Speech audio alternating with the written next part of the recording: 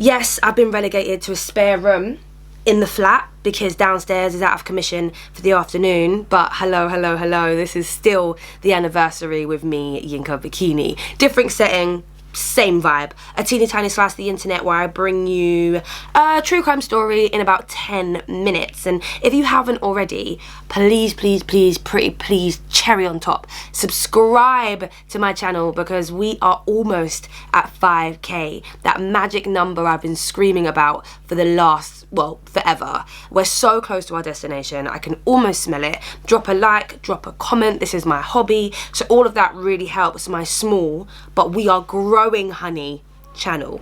Before I stick those 10 minutes on the clock, I'm looking at the construction workers, wonder if they're gonna make some noise. I'm watching you. I wanna show you something. This. I don't want to call it fan art, but it's my first piece of fan art. It was made by someone on Instagram called jpeg.ho, and I'm going to put their handle here. And it's me talking about murder. Can you see? There you go. Oh! So yeah, this is my first piece of true crime appreciation from a subscriber. Man, this is so nice, and I'm gonna put it pride of place downstairs where we usually film in the dining room, but I wanted to show off here right now. Yeah, so thank you for that one. It arrived on Friday. One more thing before we stick 10 minutes on the clock and get down to business with today's crime. I run a true crime Instagram, which I'll drop the handle of as well in the description. All the links to everything will be in the description, so follow it for daily true crime mini stories. And that's it. Books away, and can I please have the attention of the class, because today's one is going to be a tough one to get through. Even by my standards, it's one of the genuinely saddest cases that I've had to research, that I've come across, and I don't know, sometimes they just hit you, and this one smacked me across the face. Just a word of warning, it truly is heartbreaking, because most murders are senseless, but this truly made no sense. We're keeping it in the UK again this week. I think this is something like my 4th UK case in a row, which is my longest streak, I swear it is. But I'm taking you back to June 2016, to Birstall in West Yorkshire. In a targeted attack, MP Jo Cox was stabbed and shot as she was on her way to meet her constituents, and it's her story that I'm going to tell you today. I'm Yinka Bokinni, of course. Welcome to the anniversary, and let's get started. Shwa-na-na-na, shwa-na-na-na, shwa-na-na-na, shwa-na-na-na, shwa-na-na-na, shwa-na-na-na. Jo Cox was elected to represent the parliamentary constituency Batley and Spen in the 2015 general election, about a year before she died. She championed diversity and immigration. Her first address to Parliament when she was elected spoke of the richness of what immigrants had done for Britain. She, by definition, by admission, was a real Yorkshire lass, and she came from working class roots. She went to Cambridge for uni, she met her husband when she worked in Oxfam, and she had a baby girl and a baby boy who were 3 and 5 years old when she was murdered. Jo was passionate about international humanitarian work. She spent a lot of her career advocating for Syrian refugees, and her desire to run as an MP was an opportunity to stop just advocating for change, but actually affect it. If you cast your minds, if you can, back to 2016 in the UK, it was Brexit central, and this attack took place just a week before the referendum vote. It was a bizarre time in which came a lot of Britain first and free Britain and all of them things there. The Leave camp was reaching a fever pitch in propaganda, and by mid-June 2016 tensions were at an all-time high. Knowing about Brexit is vital to this case, so I'm going to give you a 10-second rundown. There's Brexit cast, there are so many podcasts dealing with political stuff, and I'm sure, you know, if you are from the UK anyway, we are tired of hearing about this thing, but just in case you need reminding or a quick definition, or you're not from the UK.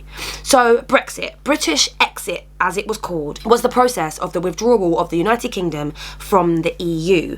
There were two sides, Leave and Remain. London had a really cool little campaign. It was sweet, didn't mean anything, like London stays, because London voted to remain, but eventually the UK left the EU. Brexit was aggressive, and it revealed extreme racial tensions in the UK, and Jo was a firm Remainer, and that's the scene in which we begin our story today. It was just before 1 p.m. on Thursday the 16th of June, 12:50 to be exact, that Jo Cox arrived outside a library in Birstall in West Yorkshire. She was there about to hold a constituency surgery. Now, she got to the venue with two of her colleagues, Fazila Aswap and Sandra Major, and what they didn't know was that a man, Thomas Mayer, was loitering outside the library waiting for them. He was waiting for Jo. He had on a dark coat, he had on a cream-coloured baseball cap, he was carrying a Tesco carrier bag, and he was eating a chocolate bar. And when he saw Jo pull up, he pulled out a sawn-off shotgun and he shot her point blank in the head. He then dragged her by her hair to the middle of the road and began stabbing her repeatedly with a dagger that he had on him. Witnesses later reported hearing him shouting, "Britain first," and "This is for Britain," while carrying out this unthinkable attack. He stabbed her over and over and over again. Jo's aides, the two women, they tried to help her. They tried to hit him with their bags, but he pushed them away and he was just slashing the knife at them. And unbelievably, after this ferocious attack, Jo was still alive. She screamed at her colleagues to get away. Her exact words were, "Get away, you two. Let him hurt me. Don't let him hurt you." And when I read that, when I heard those were the words that she was shouting, I think it just shows what sort of woman she was, because even in the height of danger, when your life is so at risk, she was thinking about the other women that she was with, trying to protect them even in her last moments.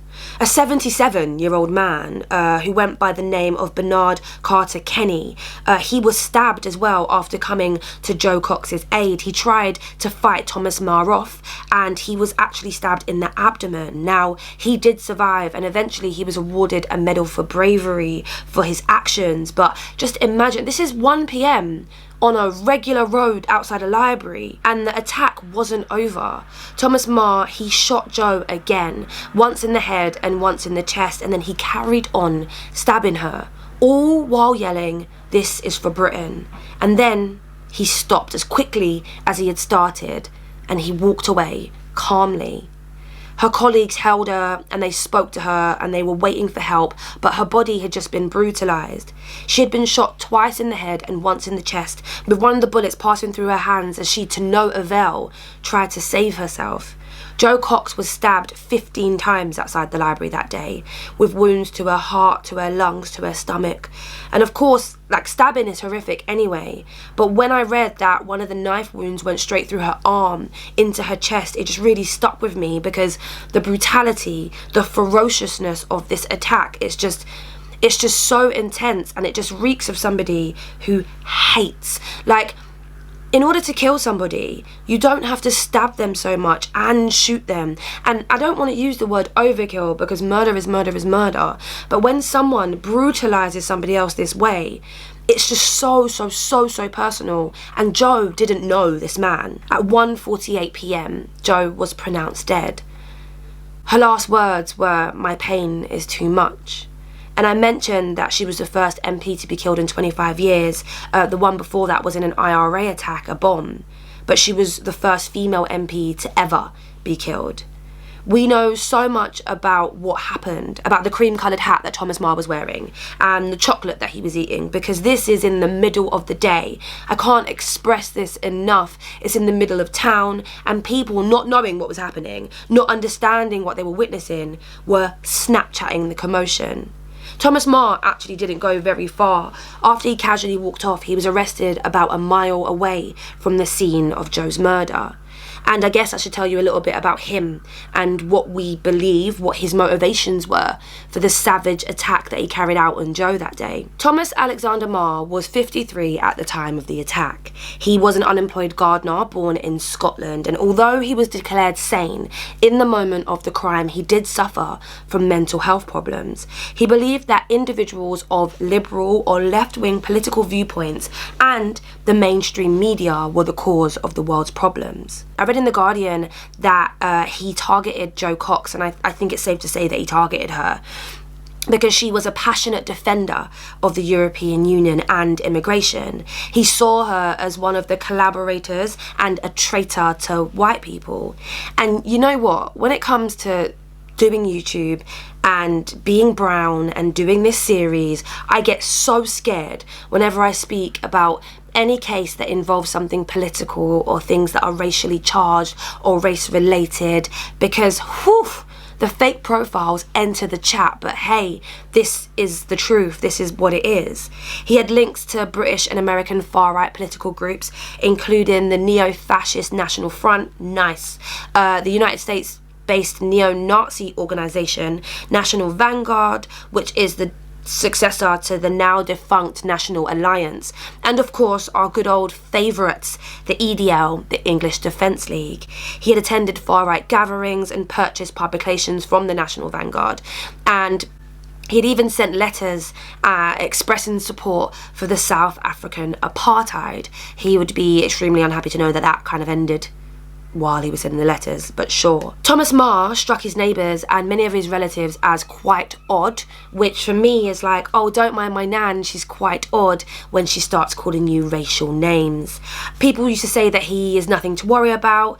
They would say that he didn't hurt a fly, but of course they were completely wrong. The evening before he killed Jo Cox, he visited a treatment centre in Birstall seeking help for depression, but he was told to return the next day for an appointment, and of course he never did. After he was arrested, a couple of days later, there was an initial hearing just to confirm his name and address, and when asked by the judge to give his name, he replied, "My name is Death to Traitors, Freedom for Britain." During his trial, his health actually wasn't part of the defence, and after his arrest he was examined by a psychiatrist who found that there was no evidence in Marr's mental health that meant that he was so impaired that he couldn't be held reasonable for his conduct, which meant that even if he was suffering at the time, it wasn't to the criteria of being irresponsible for his actions.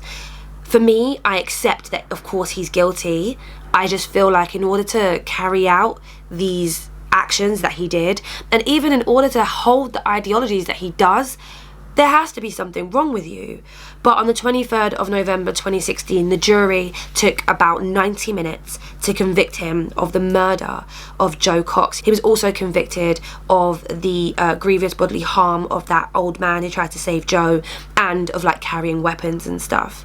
The judge said that he had no doubt that Marr murdered Jo Cox to advance a political, racial and ideological cause. The judge said that this made the case exceptionally serious and accordingly imposed a whole life term, meaning that Thomas Marr will never be eligible for parole.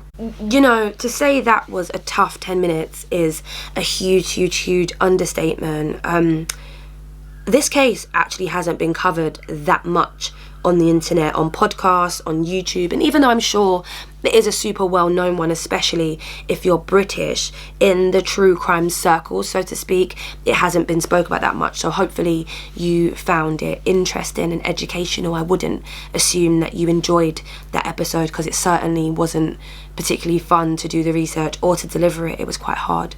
Actually, I do need to give a huge shout out to Red-Handed, the podcast. They have an amazing podcast episode on this that I've linked in the description, along with all of the articles, videos and reports that I use to piece this together.